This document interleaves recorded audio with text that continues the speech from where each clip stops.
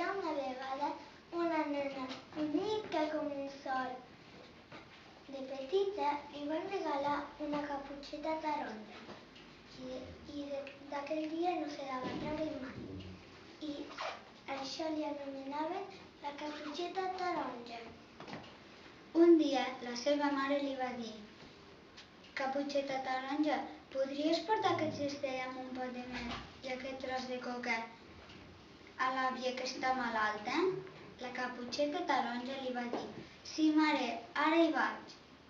Quan va sortir de casa, es va trobar una vaca i la caputxeta taronja li va dir a la vaca: «Vaca, on vas voltant per amb aquest bosc?»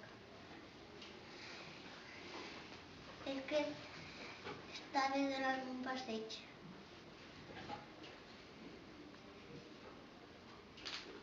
La vaca li va dir: «On vas, caputxeta taronja?»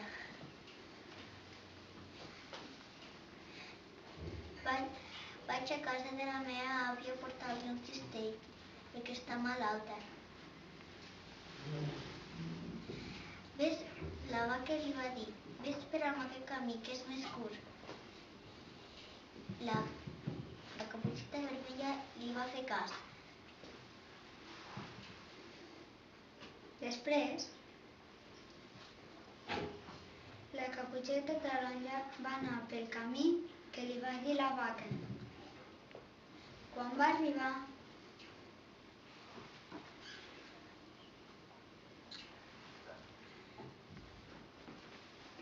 amb veu de nena va dir: «Hola, àvia, em pots obrir?» L'àvia va dir: «Sí, està obert, passa, passa».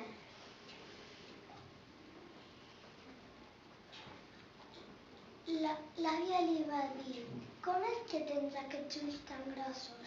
Són per veure't millor. I aquestes orelles? Són per escoltar-te millor. I aquesta boca tan grossa? És per menjar-te millor. Nyam!»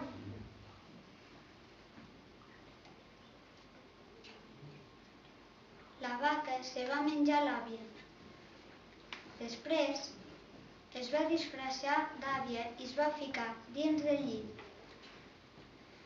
Va vindre la caputxeta taronja i va trucar a la porta. Toc, toc. «Qui hi ha?», va respondre la vaca.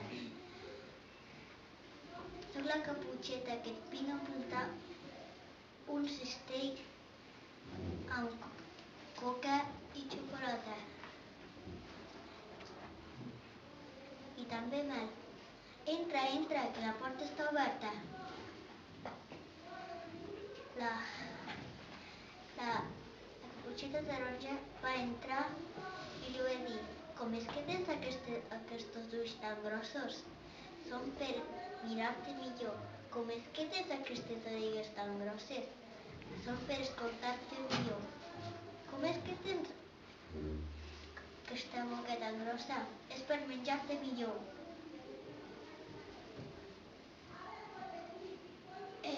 La vaca es va menjar la caputxeta i un caçador que era fora va sentir i va dir: «Algú necessita ajuda?» La caputxeta taronja va dir ràpid: «Sí, sí, jo. Vine».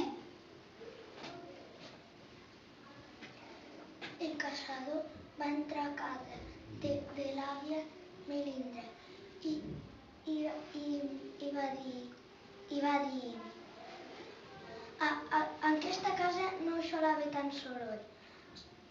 I va trobar la vaca allà i llavors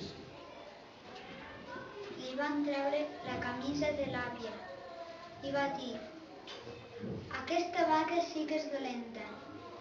Li tallaré la panxa i treuré l'àvia». Els caçadors li van obrir la panxa a la vaca i van treure l'àvia. La Caputxeta, lligada dins l'armari, van sentir un soroll estrany allà dins. I llavors la van deslligar i la van treure. Conte contat, l'àvia s'ha salvat.